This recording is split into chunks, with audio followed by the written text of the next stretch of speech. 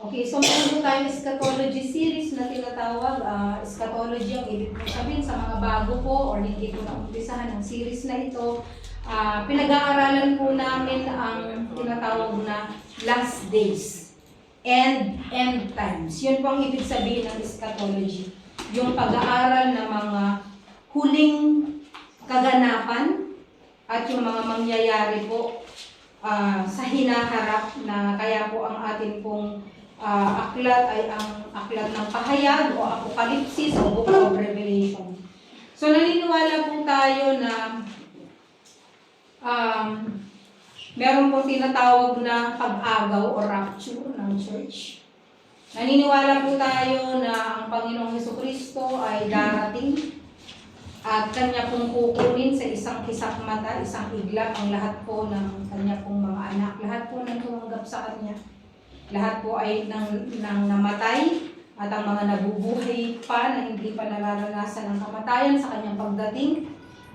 Sila po ay sama-sama at tayo po ay sama-sama sa ulap at sasalubungin po natin ang ating Panginoong Jesucristo. So naniniwala po tayo sa tinatawag na rapture at naniniwala din po tayo na pagkatapos po ng rapture na yon, lahat po ng maiiwan dito sa lupa ay makakaranas po ng tinatawag na 7 years tribulation period. At yun po yung pinag-aaralan po natin ngayon. 7 taon ng matinding paghihirap dito sa lupa na hindi pa naranasan sa buong panahon at sa buong history ng daigdig.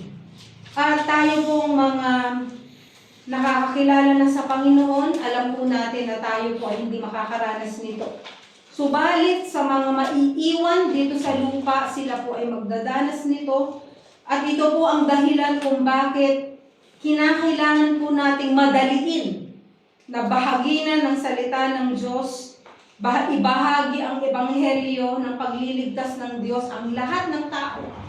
Especially po ang ating mga mahal sa buhay dahil hindi po natin naisip na sila po ay maiwan at sila po ay makaranas ng matinding paghihirap sa apoy ng impyerno dun po sa lake of fire na tinatawag. So last Sunday, napag-usapan po natin ang chapter 13 ng Book of Revelation. Napag-aralan po natin yung Antichrist, the mark of the beast. At ngayon po ay pupunta po tayo sa Revelation chapter 14, no? Ang ating pong main text ay matatagpuan sa verses 6 to 13, pero gusto ko lang pong i-introduce doon po sa first 5 verses po ng chapter 14 dahil nakaugalian po natin na pag-aralan ang Biblia verse by verse and word for word, ano? So, tingnan po natin kung meron po tayong Bible sa Revelation chapter 14. So, ang Revelation chapter 14, kung papansinin po natin, ay ito po ay series of events, series of declarations and vision na nagpapakita doon po sa katagumpayan ng Panginoong Jesucristo dito sa first 5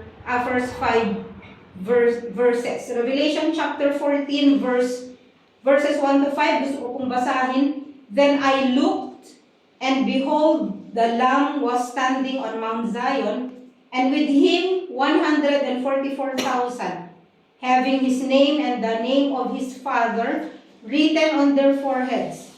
And I heard a voice from heaven, like the sound of many waters, and like the sound of loud thunder, and the voice which I heard was like the sound of harpists playing on their harps.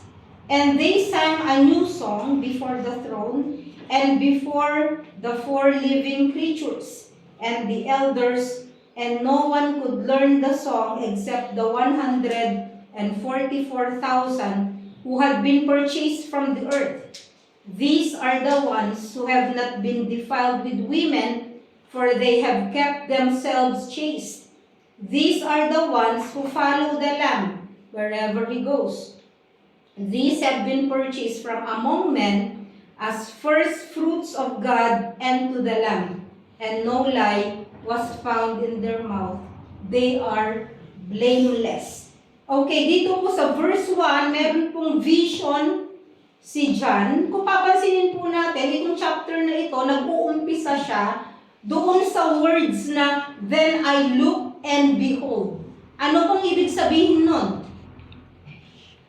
Ibig sabihin, ito po ay pasimula na naman ng panibagong vision. If you remember, the longest vision po ay matatagpuan doon sa Revelation chapter 10 hanggang dito sa Revelation chapter 14, no? So kapag po nag-uumpisa yung chapter ng salitang "Then I looked," o kaya yung "Then I saw," and then "Behold," ang ibig pong sabihin, ito po ay kakaibang vision na naman. So ibig sabihin, hindi po ito karugtong ng vision niya na nakita niya doon sa book of Revelation chapter 13. Iba na naman po ito. So itong chapter na ito ay panibagong vision, at doon sa verse 1 makikita po natin na yung unang nakita niya ay ano po? The Lamb. Sino po yung Lamb? Madalas natukuyin ang Panginoong Hesukristo bilang Lamb. Okay, siya po yung Lamb na yon. So, dito sa verse 1, the Lamb was standing on Mount Zion. Nakikita po niya ang Panginoong Hesukristo dun sa vision niya na nakatayo siya sa Mount Zion. Okay? So, ano ang ibig sabihin ng Mount Zion? Saan po ba ang Mount Zion? Okay, ang Mount Zion po ay Jerusalem. Okay? The Lamb is the Lord Jesus Christ. And Mount Zion, if you remember sa 2 Samuel chapter 5, verses 6 to 7, doon sa Bible reading po ninyo, David was the one who captured Zion. Diba? Kinapture niya yung Zion na ang mga nandun po ay mga, sino po mga tao na nandun? Ang mga Jebusites. Okay? So, kinapture niya po ito and he called it the City of David. At yung City of David na yon ay Jerusalem. No? So, kapag nagba-Bible quiz po kayo, yung Zion, City of David, Jerusalem, pare-pareho lang po yun. Kapag yun ang sagot, tama lahat yun. No? So, the Lord Jesus Christ is standing on Mount Zion. At kung makikita nyo rin po, dito po sa bungad na ito, kaya sinabi ni John na, "Behold, the Lamb standing on Mount Zion." Na-amaze po siya. Bakit? Nakita po niya at nagkaroon po siya ng assurance and joy na yung nakita niya, nakahindik-hindik na mga pangyayari sa Revelation chapter 13, hindi po yun magtatagal. Nakita po niya yung katagumpayan na nandun ang Panginoong Hesukristo. Siya po ay nakatayo sa Mount Zion. No? At ano po ang nakita pa niya? Nakasama po ng Lamb. Nakita po niya ang 144,000 men. Ito po ay papahapyawan ko dahil napag-aralan na po natin ito doon sa Revelation chapter 7. Alam po natin kung sino yung 144,000 na men na yon. These are the bond servants of God who were sealed. Diba? Siniled sila ng Panginoon. They were sealed back in Revelation chapter 7. They are 12,000 Jews coming from the 12 tribes of Israel. Kaya yung 144,000 na yon, sila po ay mga Hudyo. Sila po ay mga Jews. They were sealed so that they will be protected from the 7 years tribulation period. Doon po sa Great Tribulation.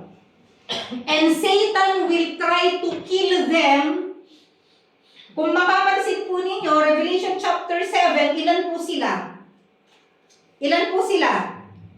144,000. Dito po, sa vision na nakita ni John, ito po ay pagkatapos na ng tribulation, Revelation chapter 14, ilan po sila?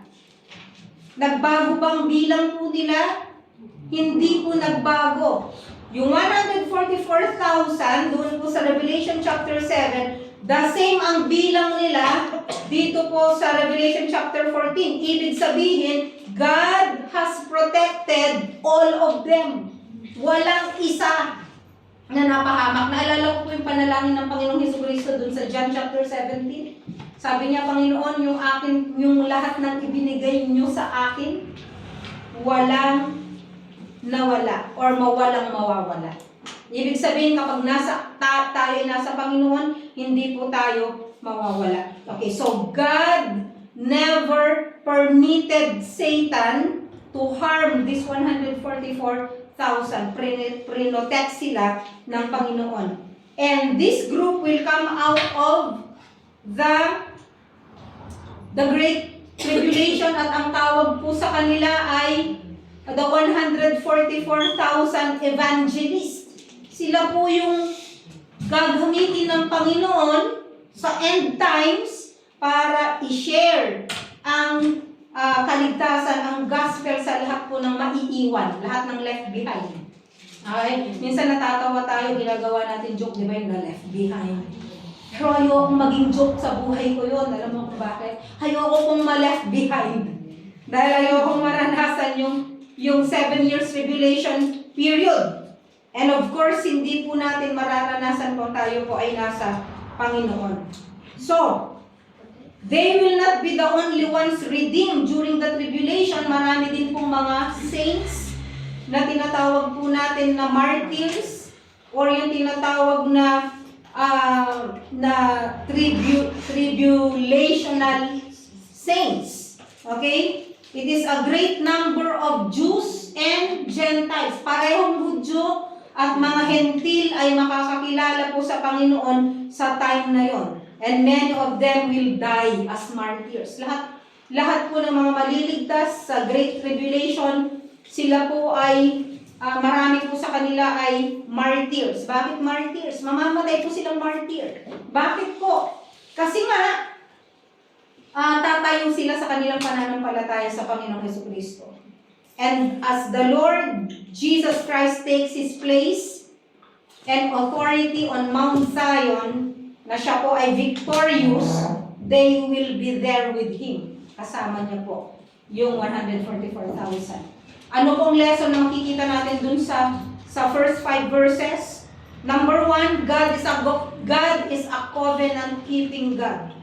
Siya po ang Diyos na nagkikip ng kanya pong mga pangako, ng kanyang kasunduan. He has a plan and program for Israel. He is faithful to His covenant with Abraham. At ganun din po kay David. Di ba? Siya po ay tapat. Pangalawa, there will be a literal, earthly, millennial kingdom that will begin when Christ Jesus will return. Ito nga po yung nakita ni John sa kanyang vision. Na, di ba sabi ng Panginoon Jesucristo, bababa siya kung saan siya umakyat. Kaya kung saan po siya umakyat sa Jerusalem, doon din ang baba niya sa kanya pong pagbabalik. And dito po natin makikita na ang Panginoong Jesucristo ay babalik at siya po ay magro-rule at magkakaroon po ng tinatawag na 1,000 years o yung millennial kingdom na tinatawag. Pangatlo, yung godly lives po ng mga men na ito, the godly lives of these men should encourage us to live a godly life characterized by purity. Yung sinabi dito na they have kept themselves chaste. These are the ones who have not been defiled with women. I believe this is not literal, but this is figurative. That they have kept themselves pure. Merong purity, merong godliness, may truthfulness, walang lie na makikita sa kanilang mga bibig. They are living in the Holy Spirit by having a blameless life. Not a perfect life, but a blameless life. And being a witness to the world. Yun po dapat ang makita po natin. Example, doon po sa first 5 verses na atin pong nabasa. Okay, pupunta po tayo sa atin pong main text, which is found in Revelation chapter 14, verses 6 to 13. Na binasa po natin ang sabay-sabay kanina. And now as we come to verses 6 to 13, we find angels speaking. Nakita po natin yung mga angels. At meron pong tatlong particular angels from verses 6 to 11 na meron po silang message, mahalagang message na i-announce. Usually or occasionally, we see angels in the book of Revelation. Anong ginagawa nila? They are praising God. Diba? They are praising God. They are around the throne of God. We see them also na nakikipaglaban sa mga demons. We see them fighting demons. We also see them enacting judgment. Sila yung nagbubuhos ng vials. Sila yung nagtatrumpet to announce the judgment. Okay? And number 4, we see them also as messengers from God. In every chapter of the book of Revelation, from Revelation chapter 4 hanggang sa Revelation chapter 14, makikita po natin, no, except pala sa chapter 13. Yun lang ang exemption, no? We see angels involved in the activities and the messages of end times. Magmula dun sa Revelation chapter 4 hanggang sa 14, makita po natin na napaka-busy ng mga angels. Puwera lang doon sa chapter 13. Hindi natin sila makikita doon, no? Na instruments. So, take note that these are not sequential angels. Napag-aralan na po natin na yung mga angels na nakita po natin in the past, they are not sequential angels. Dahil nga po,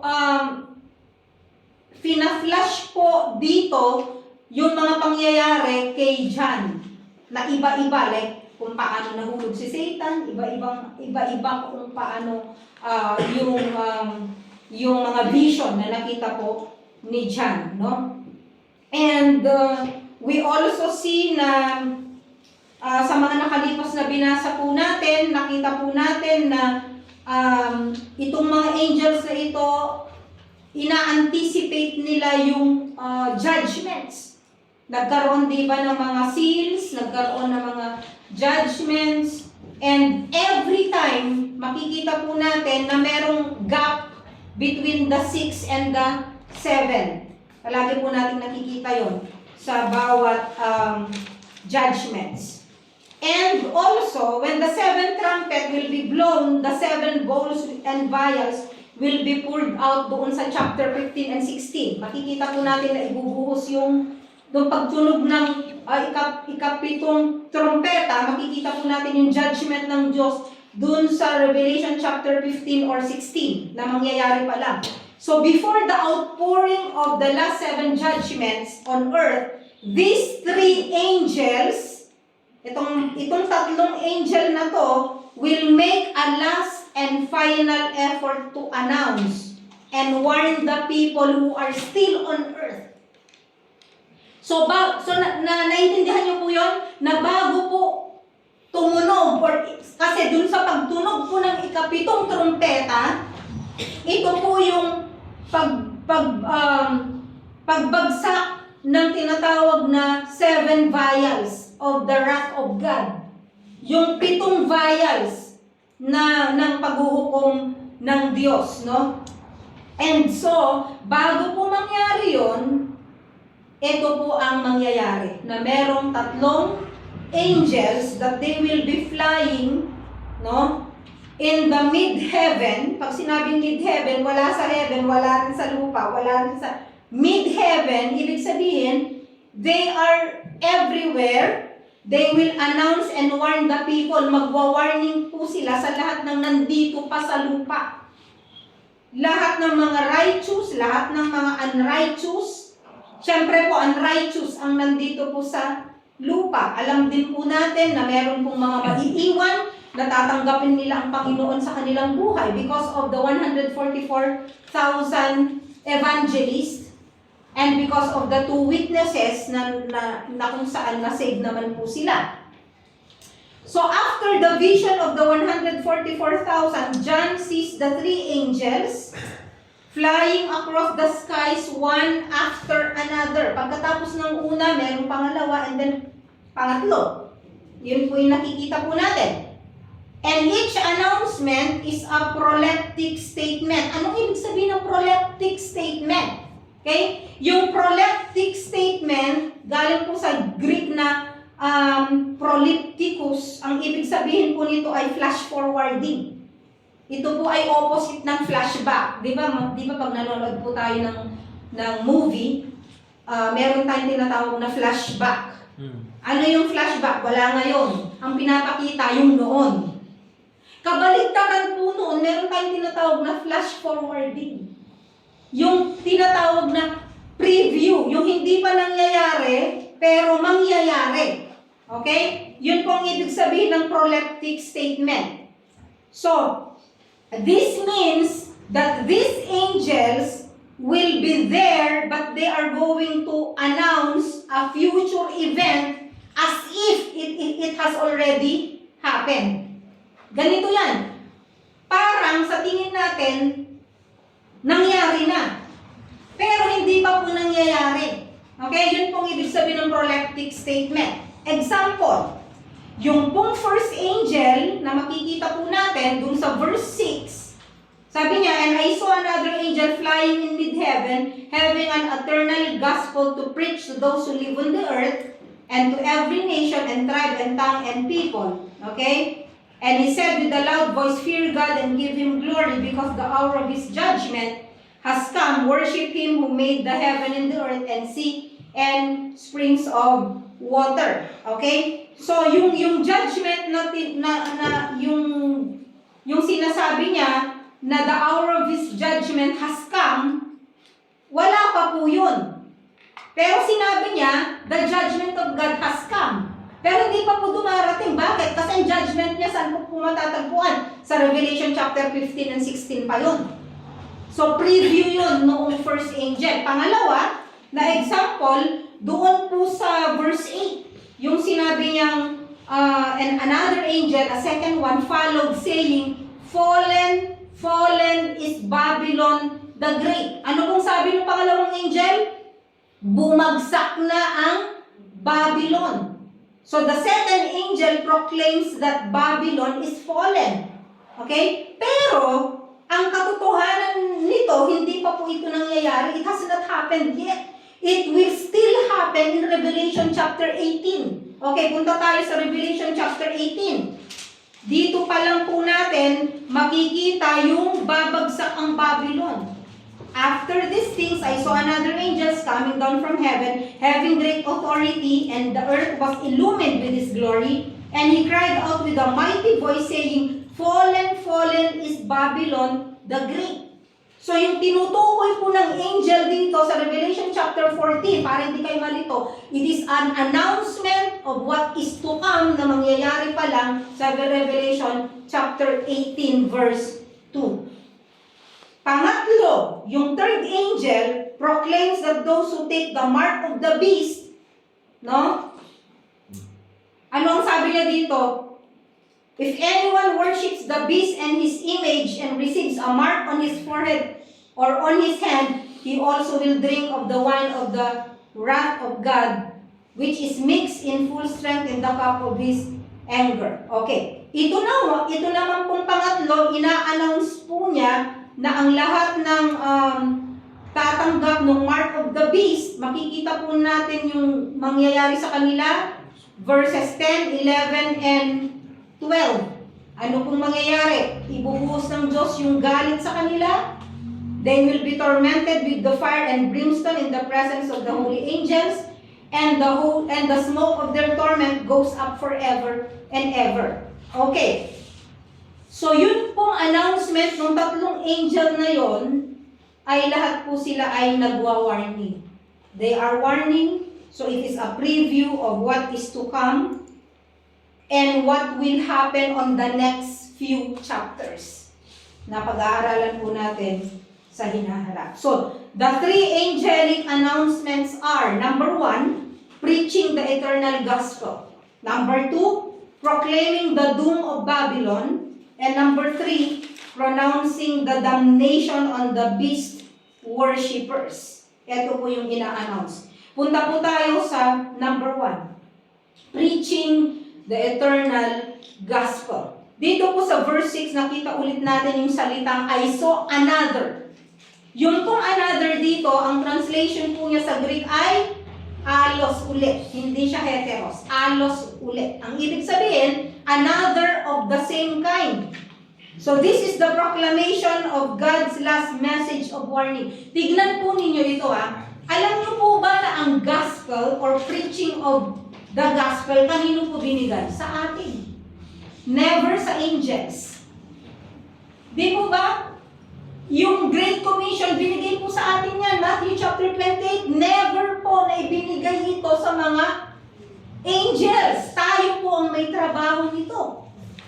Pero, kung papansinin po ninyo, dito po sa verse 6, meron pong ipinadala na angel na nagwa-warn, no? Nagwa-warn and nagpe-preach no eternal gospel. Ano ibig sabihin ng eternal gospel? The gospel of eternity. No? Yung gospel hindi nagbabago. Kung ano ang gospel noon, it's the same. That salvation is by faith. Salvation is by faith in Jesus Christ. It is through the grace of the Lord Jesus Christ. Hindi nagbabago yung gospel na yon. Yung gospel na yan, ang sinasabi ay namatay ang Panginoong Jesucristo para sa ating mga kasalanan. At kailangan nating magsisi sa ating mga kasalanan, tanggapin siya sa ating buhay bilang Panginoon at tagapagligtas. So this angel is proclaiming yung message ng salvation sa lahat ng nandito po sa lupa. Warning people, calling the world to faith, calling the world to salvation, and calling them to fear God. Matakot kayo sa Diyos. Alam niyo po, pag titignan niyo paligid ngayon, may takot pa ba sa Diyos ang mga tao? Wala. Harapan, sasaksakin ka. Harapan, aagawin ang bag mo. Harapan or bulgaran, lahat ng mga kasalanan dati na tinatago, nilalantad na ngayon. Do people fear God? Hindi na. No, people fear man ngayon. But sabi po ng angel, fear God. Matakot kayo sa Diyos. And this angel is calling the world, no? For the last time. Sa good news na ito.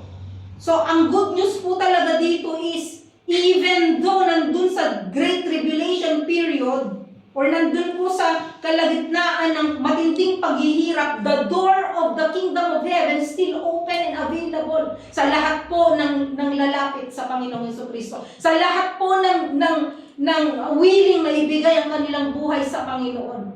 No? Ibig sabihin, hindi pa nakasara. May chance pa. Na left behind ka, naiwan ka dahil hindi ka nagbigay ng 100% na buhay mo sa Panginoon, 50% lang binibigay mo. Ang gusto ng Diyos, tanggapin natin siya, 100% ng buhay natin. Paglingkuran natin siya, 100% ng buhay natin. Mag-obey tayo sa Kanya, 100% ng obedience po natin. And so, may mga naiwan. Bakit?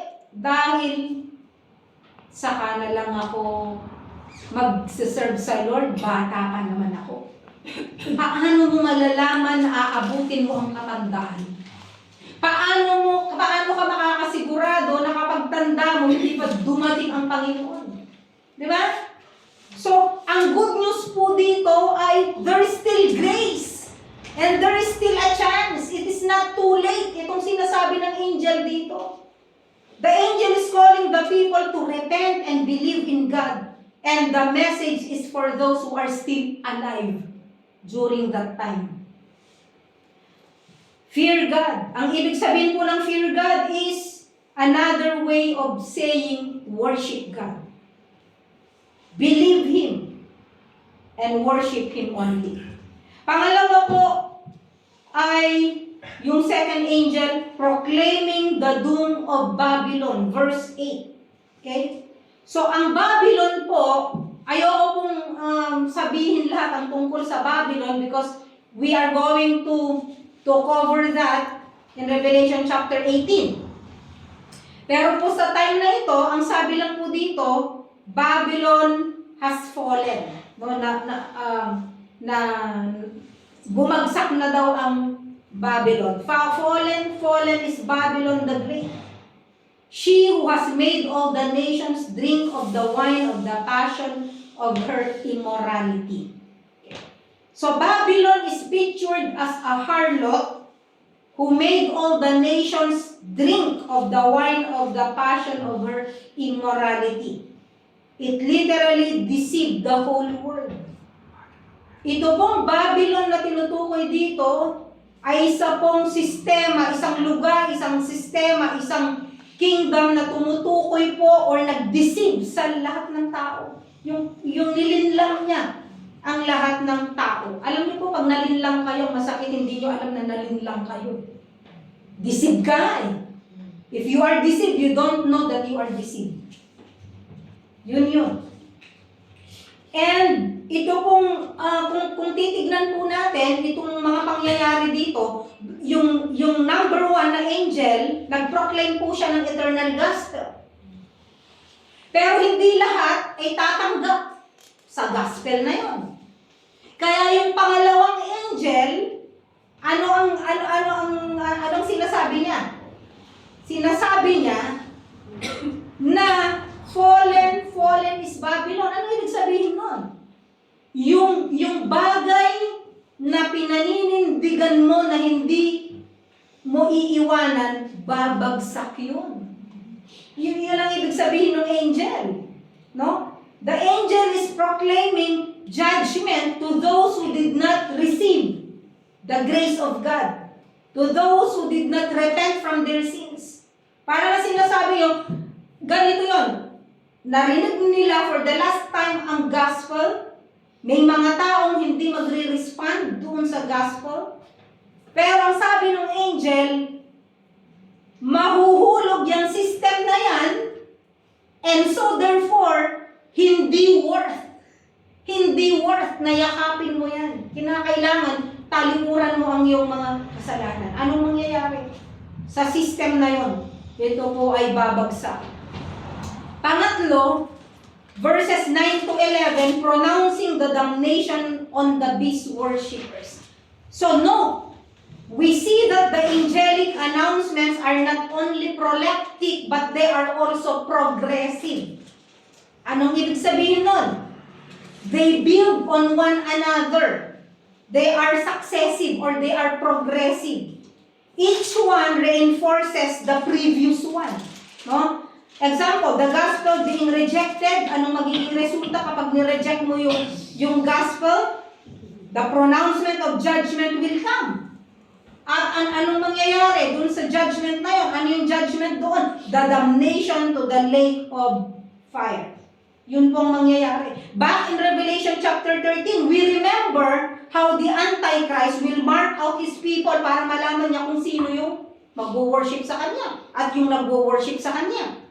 Yun ang gagawin doon sa Revelation chapter 13. But we are now reminded, nire-remind tayo ng angel na to dito sa verse 9 na ang sabi niya, if anyone worships the beast and his image and receives a mark on his forehead or his hand, itong mangyayari sa inyo. Anong mangyayari sa inyo? Verse 10 and verse 11. Itong mangyayari sa inyo. Nire-remind tayo na kung sino man ang sasamba doon sa beast or sa Antichrist o sa kanyang litrato or image or rebulto, kung ano man itong ginawa niya, at tatanggap ng mark na yon sa kanyang forehead o sa kanyang kanang kamay, yung mark ng pangalan or number nung Antichrist. Number 1, ang mararanasan nila, they will drink of the wine of the wrath of God. Tingnan niyo po. Dito sa verse 8, yung Babylon the Great daw, pinainom daw niya ng wine ng passion of her immorality. Pinainom daw niya ng alak. Okay? Wine. Ngayon natin malalaman bakit ang example wine. Kasi kapag pinainom ka ng wine, ano mangyayari sa'yo? Malalasing ka. Kapag ka nalasing ka, ano mangyayari sa'yo? Babagsak ka, babangon ka, babagsak ka, babangon ka. Wala ka sa sarili mo. Okay? So you will be intoxicated with all the immorality of the system.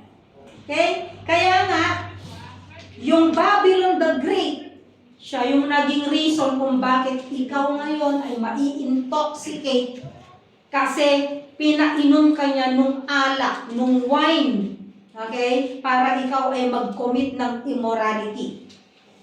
So this is a warning to all. Ito ay warning sa lahat. No? Don't take the mark. Huwag mong tatanggapin yung mark. To those who already took the mark, it is too late. Your eternal destiny has already been sealed.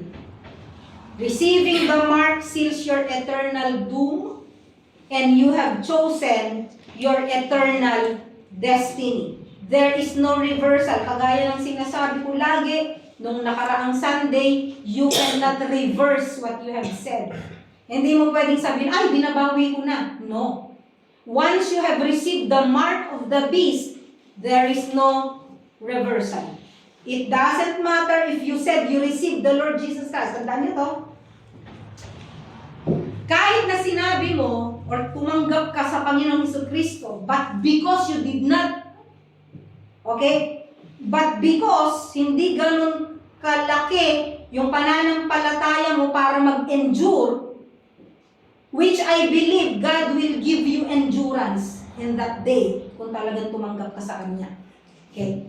It does not matter if you receive the Lord na sinasabi mo, but if you are unable to endure the pressure, because you will be pressured, and you receive the mark, then you will experience God's wrath. Bakit? Ano bang pressure? You cannot buy. You cannot sell. Akala nyo you cannot buy and sell lang? No. You cannot have a job. Paano ka suswelduhan? Pera, hindi. Pag nagtrabaho ka, meron kang sweldo. You cannot receive your salary, therefore you cannot have a job. Yun. And you have a family to feed. Those are the pressures. So why is the second angel announced the fall of Babylon? Because God wants us to know that the rule of this system is going to fall. Okay, mahuhulog yan. The system that they created is not going to last. And to make sure they understand, the third angel will come and proclaim the doom of the beast worshippers. Ipoproclaim niya para maintindihan yung mabuti, ipoproclaim ko na, sabi yung third angel, na mabubuhos ang galit ng Diyos. Okay? Verse 10. Revelation chapter 14 verse 10, ang sabi dito, he also will drink of the wine of the wrath of God. Okay. Ginamit na naman dito yung salitang wine. The wine. Okay. Ang wine po ay nagsisimbolize sa galit ng Diyos sa dalawang kaparaanan. Explain ko po. Una, sa Israel, hindi lang sa Israel, sa mga lugar kung saan gumagawa ng wine, okay? But in Israel, whenever grapes are crushed, the red juice flows from the wine press, di ba? Kaya lang po, may mga tao na ginagamit para itrample yung mga grapes. Anong reason? So that hindi po magka-crush yung mga buto. Bakit? Pag nag-crush kasi pati buto, ano mangyayari po dun sa juice? Papait. Kaya sa wine press ginagawa ito na meron yung juice, red juice na nagfo-flow, pero meron din mga tao na gagamitin para apak-apakan, ang sarap ng wine, ano? Apak-apakan yung mga fruit para hindi maisama yung mga seeds. Okay. So, doon po sa Revelation chapter 14, 19 to 20, forward lang akong konti.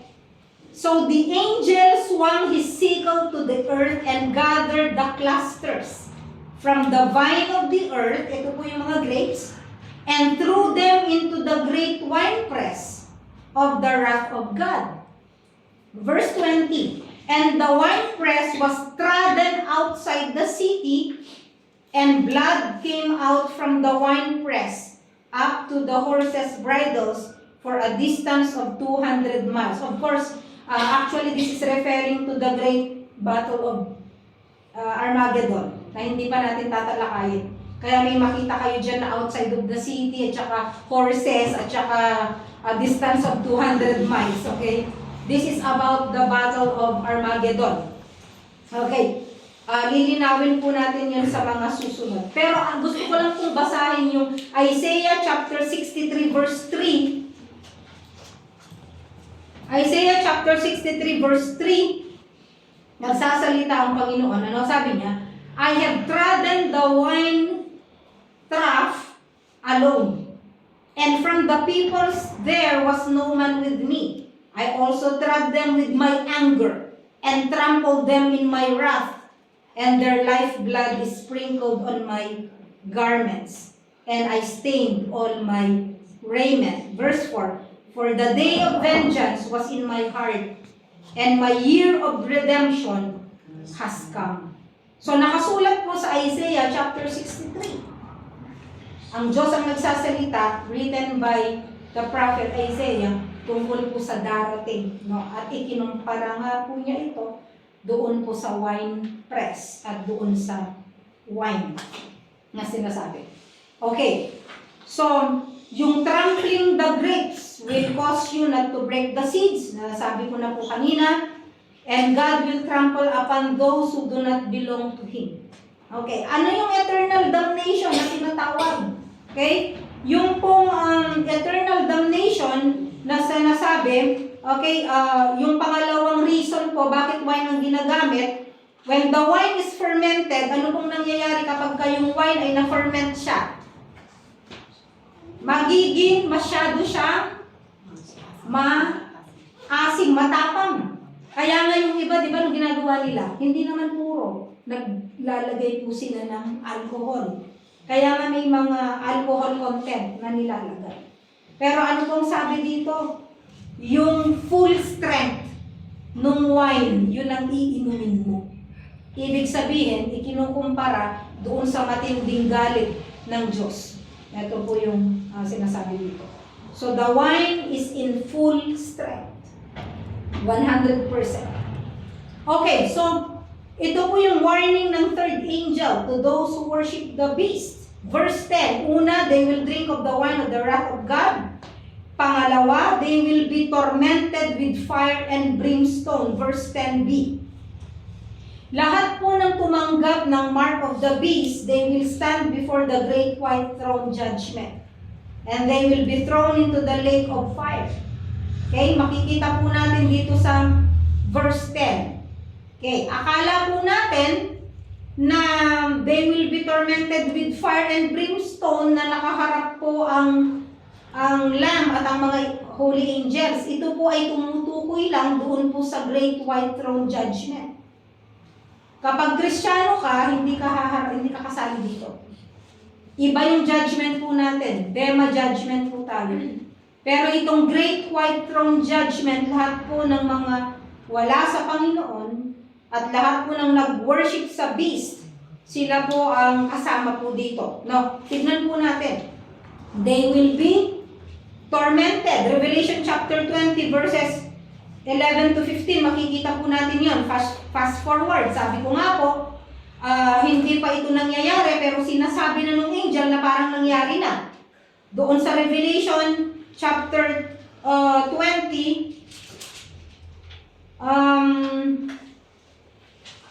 verse 11, then I saw a great white throne and him who sat upon it, from whose presence earth and heaven fled away, and no place was found for them. And I saw the dead, the great and the small, standing before the throne, and books were opened, and another book was opened, which is the book of life.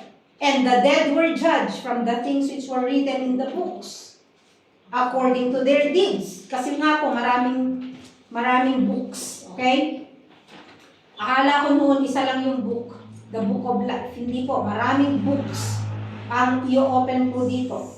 And according to their deeds, sabi dito, and the sea gave up the dead which were in it, and death and Hades gave up the dead which were in them, and they were judged, every one of them according to their deeds. Then death and Hades were thrown into the lake of fire. This is the second death, the lake of fire.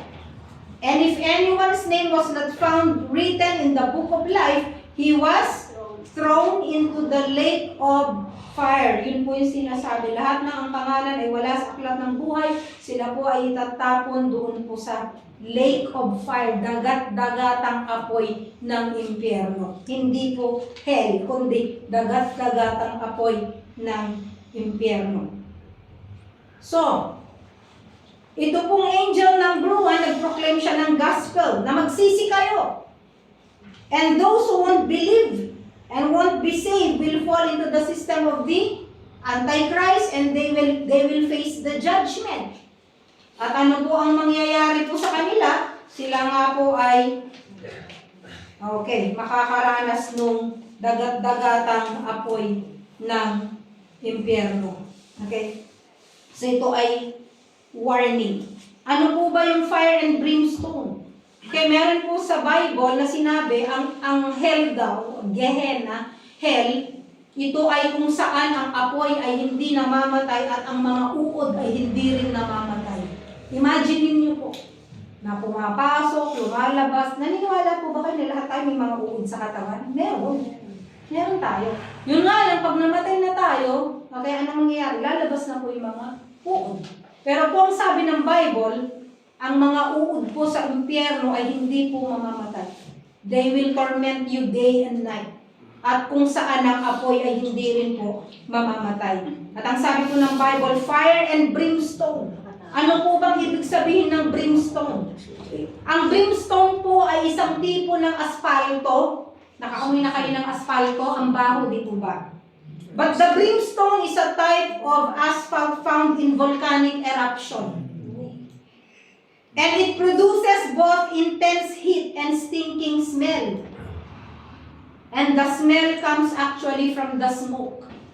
Nagmumula po yung amoy doon po mismo sa smoke na pinanggagalingan po noon. No?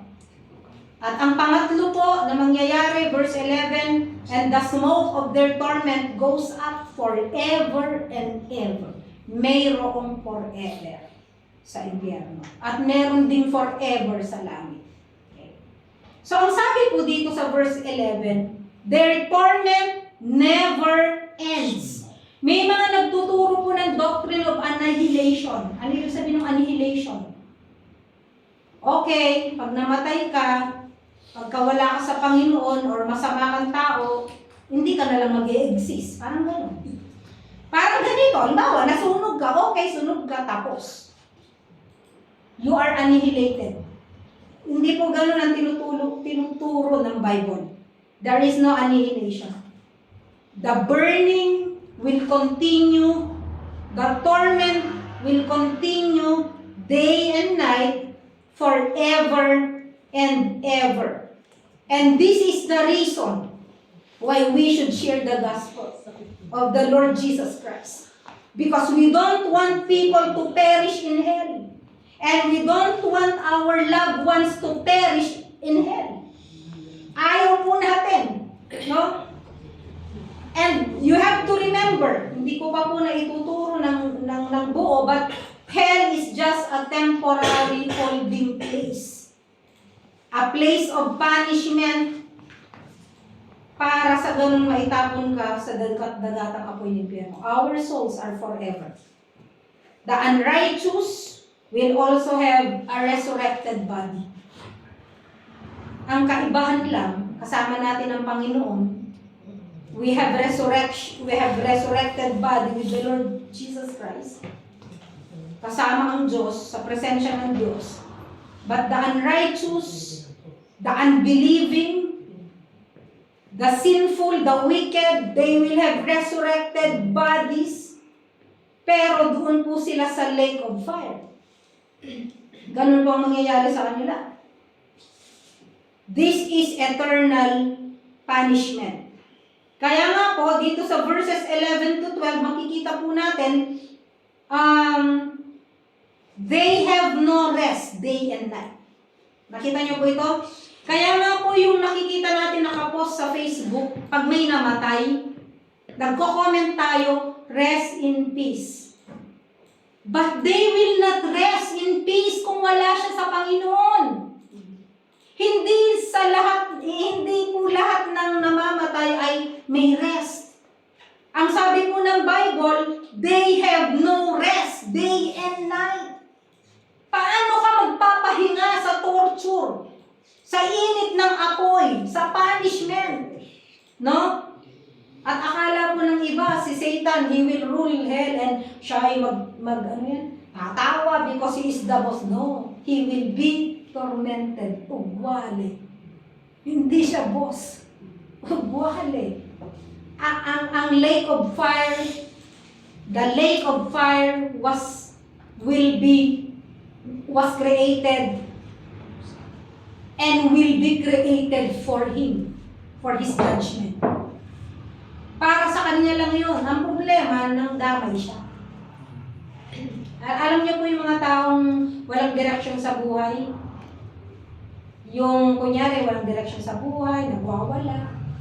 Kaya anong sasabihin niya? Damay-damay na lang, tas mamamaril. Okay? Marami nga naman siyang kasamang namatay. Parang ganito pong ginagawa niya. Damay-damay. And because of the love of God, dahil po sa pag-ibig ng Diyos sa sanlibutan, ayaw niya po tayong madamay. Binigay niya kanyang bugtong na anak, siya po ang namatay sa krus. Siyang nagdusa sa lahat ng ating mga kasalanan at kasamaan upang sa ganoon ang gagawin lang natin. Pagsisi tayo sa ating mga kasalanan, tanggapin siya sa ating buhay bilang Panginoon at tagapagligtas. Upang hindi natin maranasan itong no rest, day and night, doon po sa lake of fire. Kaya nga po, kinakailangan po nating ibahagi ang salita ng Diyos. At gusto ko pong basahin yung verse 12 na magbibigay po sa atin ng comfort. Verse 12, here is the perseverance of the saints who keep the commandments of God and their faith in Jesus. So this supports the doctrine of perseverance. Meron po tayong doctrine of perseverance na pinag-aaralan, which assures all believers, all true believers in Christ will not lose their faith, even in the midst of tribulation. Kapag totoo kang tumanggap sa Panginoon, hindi iaalaw ng Diyos na you will fall away. And this is the perseverance of the saints. They will keep the commandments of God and their faith in Jesus Christ. And verse 13, basahin ko po. And I heard a voice from heaven saying, write, blessed are the dead who die in the Lord from now on. Hindi po curse ang mamatay kung nasa Panginoon ka. Ang sabi po dito sa verse 13, blessed ka daw pag from now on, you are blessed if you die in the Lord from now on. Alam niyo po, nagbibigay sa akin ng comfort ito. Na namatay ang nanay ko, namatay ang kapatid ko, ito lang February. Nakita ko po ang verse na ito, it is not a curse. It is a blessing because she died in the Lord. Malulungkot ako kapag meron akong mahal sa buhay na namatay, na aksidente, nawala sa Panginoon. Because I believe it's goodbye. I will never see him or her again. Hindi ko siya makikita. Because I will go to the Lord. He will go to the lake of fire. Kaya nga mga kapatid, kinakailangan po natin mag-persevere sa ating pananampalataya. The regenerate or the born-again believer will continually endure right to the end in obedience to the truth of the Word of God, no matter what comes against them. Dito mo makikita ang tunay na mananampalataya. Kapag ang Kristiyano, di lang nabati, ayoko na. Alam niyo yun, tayo kababaw. Or yung meron kang pinagdasal sa Diyos, hindi niya binigay, nagtampo ka sa Diyos. Parang may karapatan kang magtampo sa Diyos. No? A true Christian will continue no matter what. And I would like to point out to you sa verse 11, the unrighteous, ulitin ko, the unrighteous will have no rest day and night. Sa verse 13, the righteous in Christ, they will rest from their labor. For my conclusion, sa verse 13, di ba ang sabi niya, yes, says the Spirit, so that they may rest from their labors, for their deeds follow with them. Nakikita niyo? Lahat po ng ginawa natin na may eternal value, lahat ng ginawa natin para sa Panginoon, ano pong sabi ng Bible? They will follow us. Hindi mo dadalihin, pero susundan ka. Nakita niyo po ang ibig sabihin? Ang mga tao, takot mamatay, may mga maiiwan na property na hindi naman nila madadala. Inuuna ang pera kaysa sa Diyos. Inuuna ang pagtatrabaho kaysa paglilingkod. They will not You will not carry these things. Pag namatay ka, nakakita na po ba kayo ng patay na nadala niya ang kayamanan niya? No. Pwede mong dalhin hanggang hukay. Mga ginto. Kinabukasan, hinukay na. Di ba? Wala kang madadala.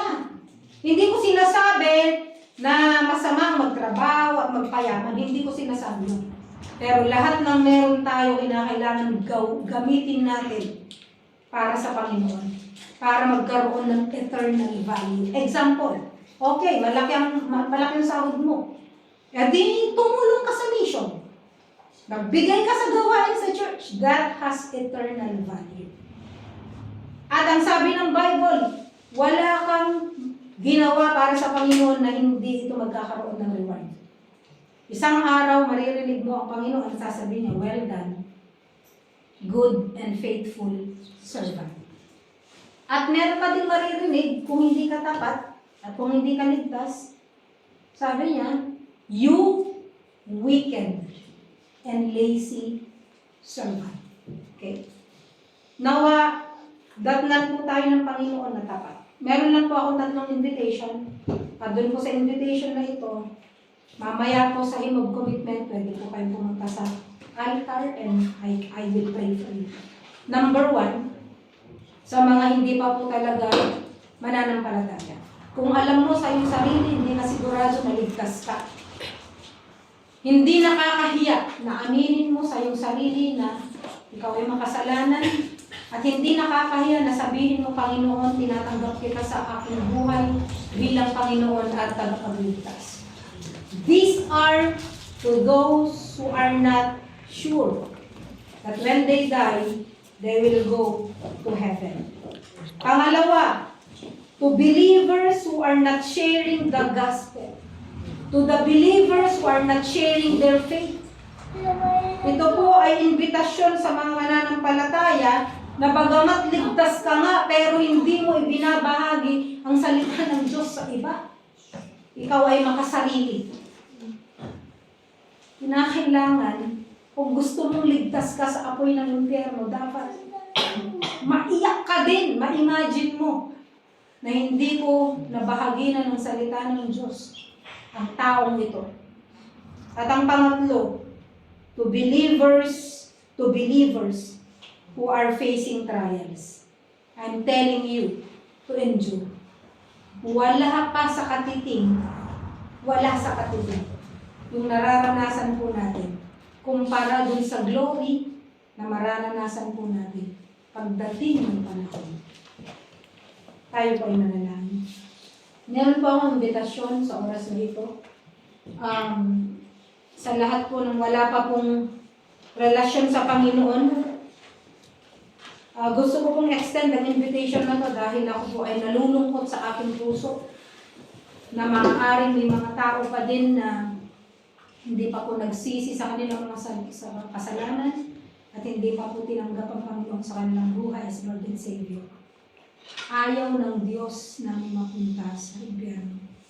Kaya kung meron po sa ating kalagitnaan sa oras na ito na nais tanggapin ng Panginoong Jesucristo, dito po sa online or dito po sa ating pong worship center sa oras na ito, narito po ang panalangin ng pagsisisi at pagtanggap na gawin mo sa iyong puso at ipanalangin ng may buong pagsisisi. Narito ang panalangin, maaaring sundan. Panginoong Jesus, kinikilala ko po na ako po ay makasalanan.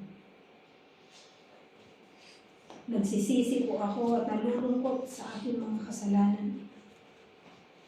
Linisin niyo po ako. Kinikilala ko po na hindi ko kayang iligtas sa aking sarili.